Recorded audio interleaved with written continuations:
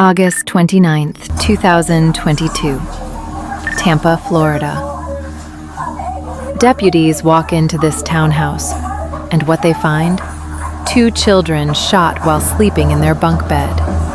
The father sitting right here on the couch, holding his son. An accident. That's what he told them. But upstairs, they found his 5-year-old daughter. She didn't survive.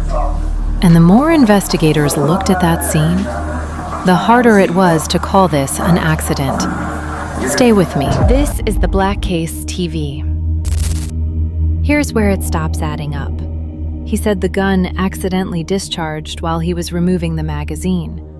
But 5 shots were fired. 5. You have to pull the trigger on a Glock every single time. It doesn't fire on its own. So how do you accidentally pull a trigger 5 times? And his story kept changing. First, the gun was on the dresser. Then it was in the dresser. First, his wife was in her room, but she wasn't. She was outside screaming for help.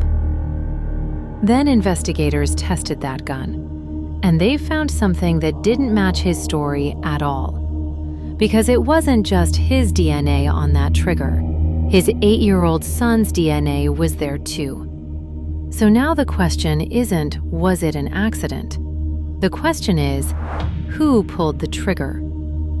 And how the hell are you trying to disassemble a gun in your kid's room? Look, if you're new here, go ahead and hit that subscribe button, because what you just heard, that's only the surface.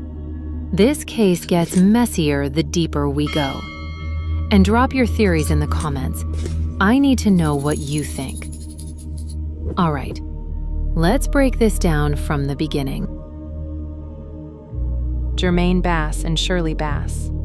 Married, 2 kids, living in a townhouse near USF. 5-year-old Jayla had just started kindergarten 19 days earlier, doing cheerleading, losing teeth, smiling in every picture. 8-year-old JJ, Jermaine Jr., played football, had a speech tutor. Smart kid working through some challenges. Jermaine worked hard, been working since he was 15, made sure the kids stayed in their activities. Elite cheer for Jayla, football for JJ. Whatever they needed, he provided. My son been working there since the age of 15 with his grandmother. Then got on his own. He always been. When he met her at the age when she was 17, he always was a provider, a protector, and a pleaser, because he was the one who was always working. And he always made sure he provided for his family. And he always made sure that no matter what, they was good, even before I was good. He went back because he wanted to be a husband, and he wanted to be able to take care of his kids. Shirley stayed home, managed the house, took care of the kids. From the outside, they looked like they had it together, but something was simmering underneath. And on August 29th, everything erupted. That evening, Shirley had plans. Her sister's birthday dinner at Ruth's Chris Steakhouse, upscale spot down on West Shore. Family celebration. Jermaine was supposed to stay home with the kids. Surveillance footage shows Shirley's white Mercedes pulling out the driveway around 6:10 p.m. And then, about an hour later, Jermaine's white Nissan Titan pulls out too. Now, why would he leave? The kids are home, 5 and 8 years old, by themselves. Cell phone records tell the story. Jermaine's phone starts pinging towers going west on Fletcher Avenue, down toward the interstate, down toward West Shore. He followed her, left those children in that house alone, in the dark, and followed his wife to her family dinner. Why? We don't know yet, but what happens next makes it clear. Whatever this was, it wasn't innocent. Dinner ends around 10. China leaves with her aunt.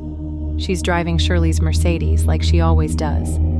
The ride starts off smooth, quiet. normal. But before they make it home, something changes. They pull onto the I-275 on-ramp heading back north, and China sees headlights behind her, getting closer, too close. She doesn't know what's happening. She's scared, so she stops, right there on the on-ramp.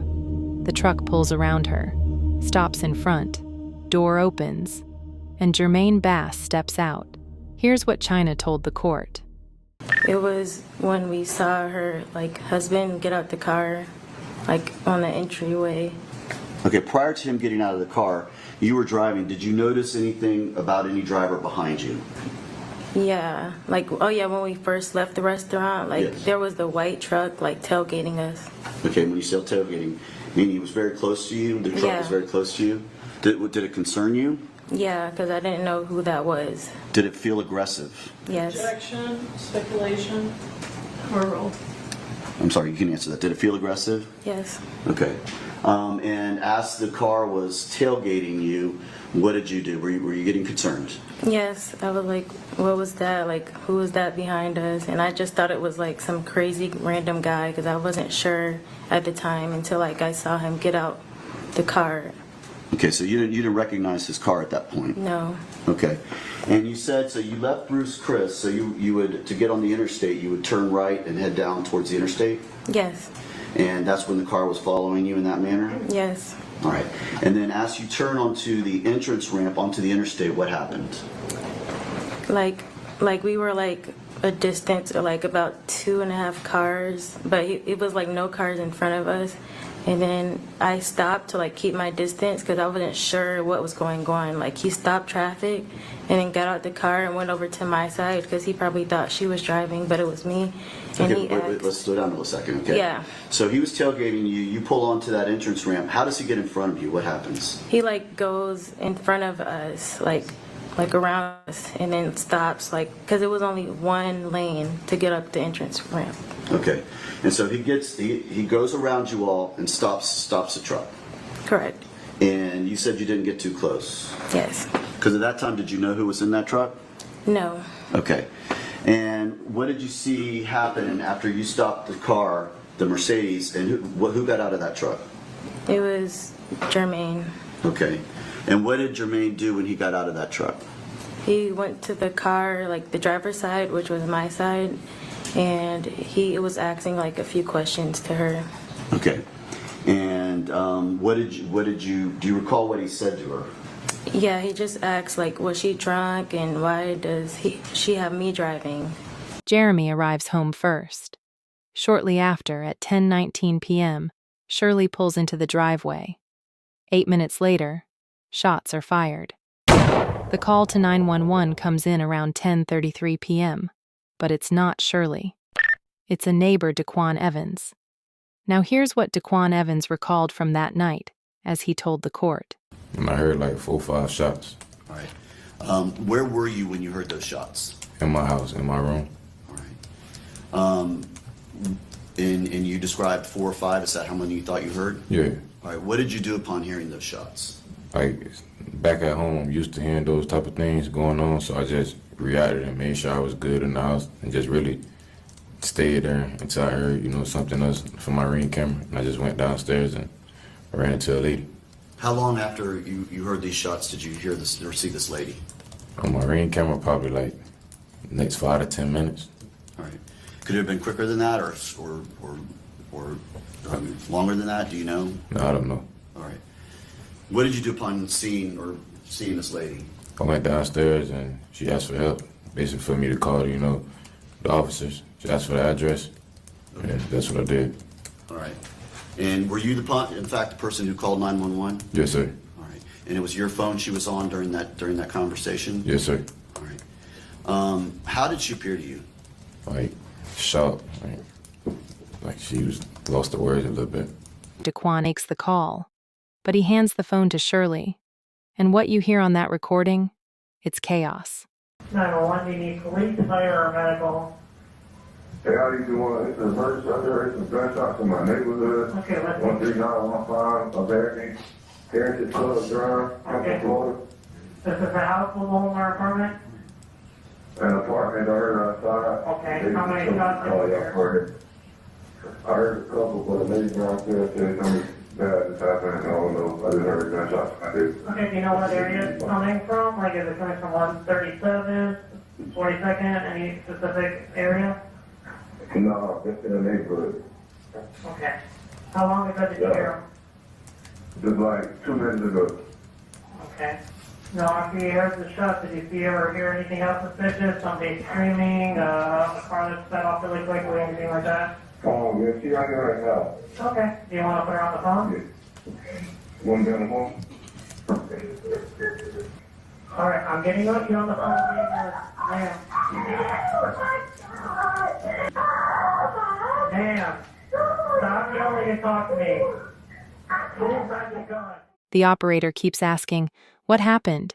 Who shot them? Who has the gun?" Shirley won't answer. She's screaming, crying, barely making sense.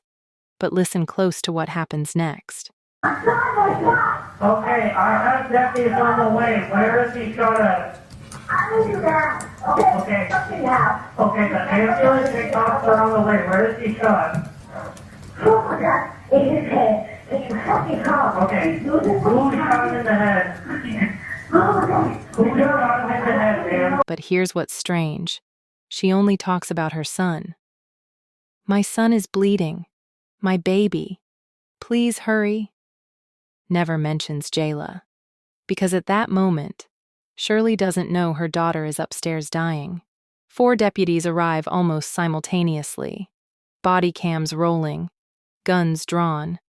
Deputy Nathaniel Jones and Deputy White head upstairs to clear the house. Master bedroom. Bathroom. Then the kids' room. This is what Deputy Nathaniel told the court about what he found. Once I got to the residence, I seen a female exit the residence and approach me as I got out of my vehicle. Okay.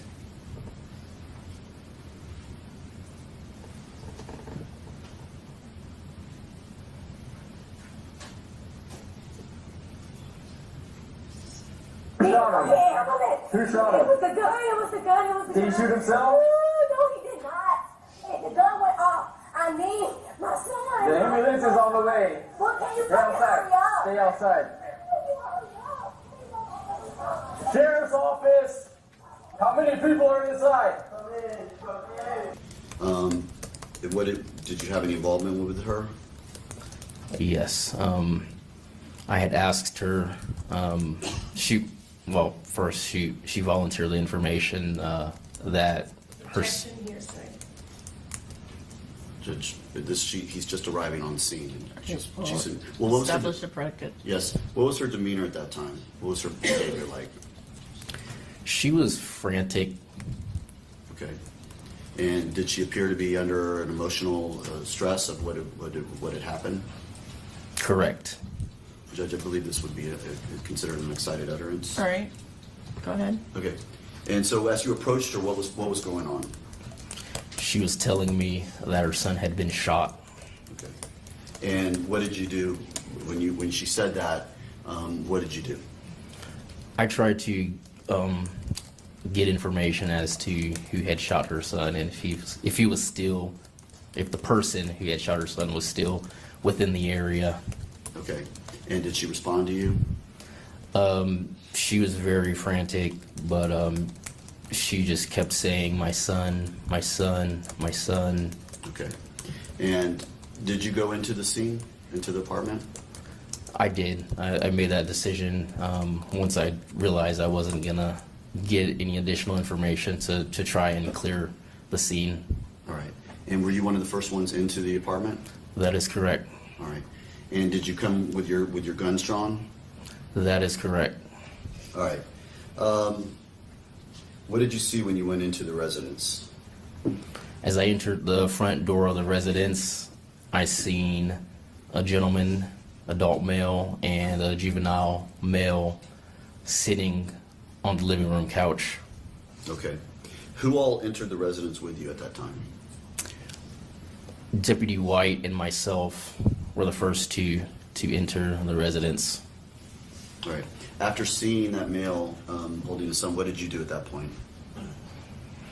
I asked him if there was anyone else in the residence. I realized it was a two-story residence, so for safety of the deputies and everyone else, I asked if there was anyone else within the residence. And what was his response? He said no. Okay. And then what did you do? I then took the decision to clear the upstairs floor of that residence. All right. And so where did you go at that point? I walked up the stairs and I seen that there were multiple bedrooms within the second floor, and me and Deputy White cleared the 2 bedrooms on the second floor. And which bedroom did you clear? I cleared the master bedroom first, along with the bathroom that was on that side of the upstairs floor. All right. After clearing the master bedroom, what did you do? I walked back to Deputy White's position where he was positioned near the children's bedroom, and I entered the children's bedroom along with Deputy White. I'm gonna hook around this corner, go out there. Sheriff's office, anyone upstairs?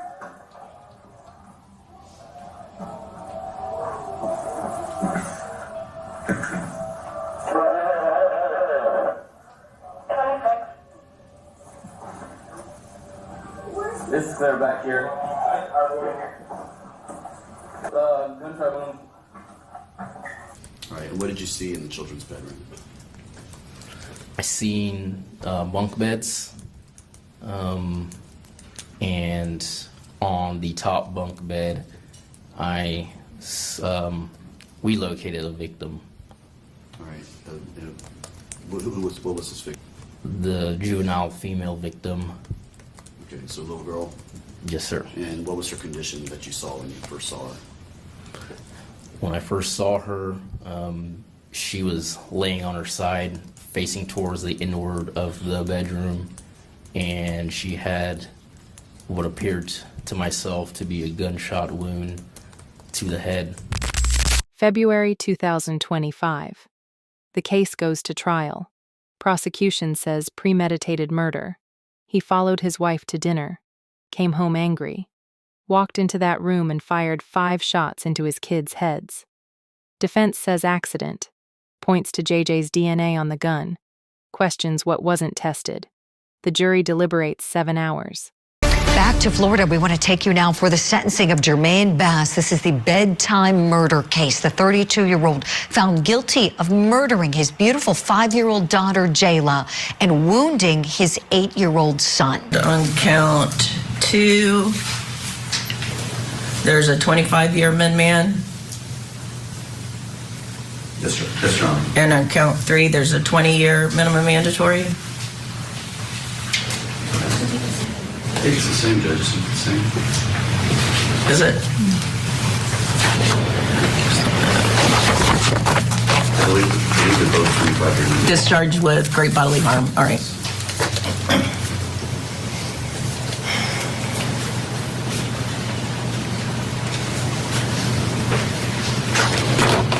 All right, based on the jury's verdict, Mr. Bass, on counts 1, 2, 3, and 4, you're adjudicated guilty, sentenced to life in Florida State Prison. Counts 1, 2, 3, and 4 each carry a 25-year minimum mandatory sentence. Count 1 is life without possibility of parole. That's for the first-degree murder of Jayla Bass. Impose all mandatory costs as a lien against you. That includes the $150 for the cost of prosecution. You have credit for 917 days. Is that your understanding of your credit time? Yes, Your Honor. All the counts are to run concurrent. All the minimum mandatories are to run concurrent. Any questions about this sentence? No, Your Honor. You have 30 days to appeal the verdict of the jury and the judgment of the court. If you cannot afford the services of an attorney for the purposes of appeal, one will be appointed for you. I know the Office of the Public Defender will perfect the appellate paperwork before they withdraw from representation. Now, Jermaine Bass is set to address the court. Let's watch.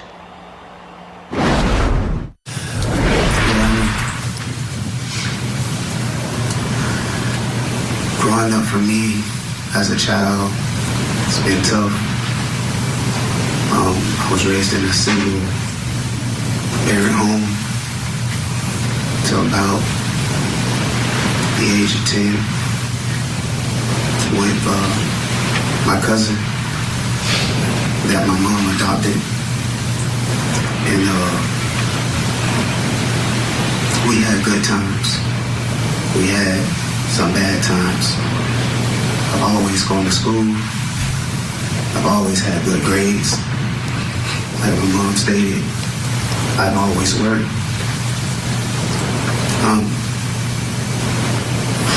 I graduated from Hillsborough High School.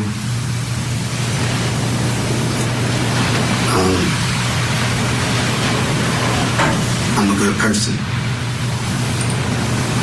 I've worked. I've always provided for my family. I've always been a good spirit, a good cheer.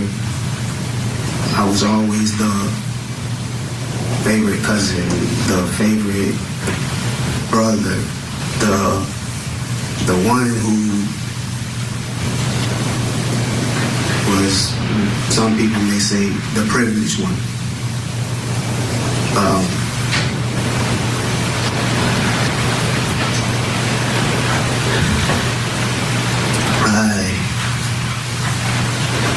I made sure that my family had the best.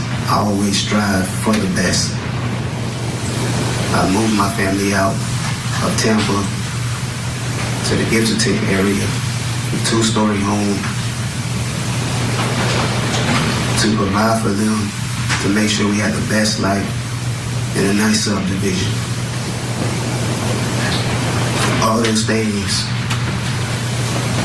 I lost on this journey, but I did everything in my power to redeem myself and try to make things better. I love my son. I made sure that when he was going through his speech issues, I gave him a tutor. I made sure I put him on that football field. I made sure that no matter the cost for the elite cheerleading, I made sure that my daughter was able to go, no matter what was the circumstances or hardships that my family had to face. I made sure to try to come up with some type of resolution to get them to find a way out for them so they can have a nice life as a father and as a husband with my wife.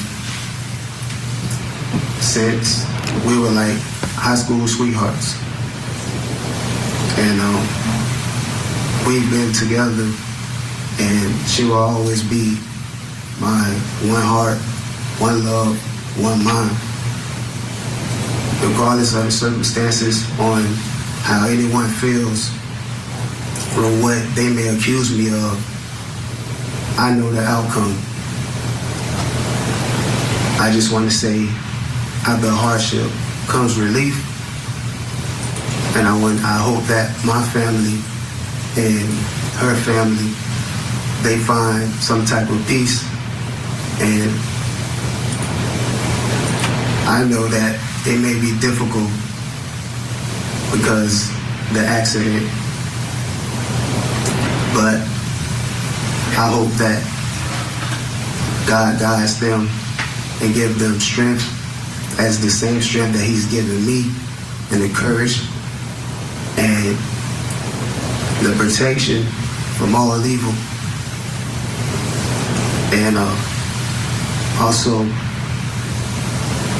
I know that God has a plan for everything, and I know He works in mysterious ways. But in the end, I know God will always watch over me. La ilaha illallah. Jayla Bass was laid to rest in a white casket, 5 years old, kindergartner, cheerleader. Her funeral was filled with pink and white balloons, her favorite colors. JJ was there, bullets still in his head, watching them bury his sister.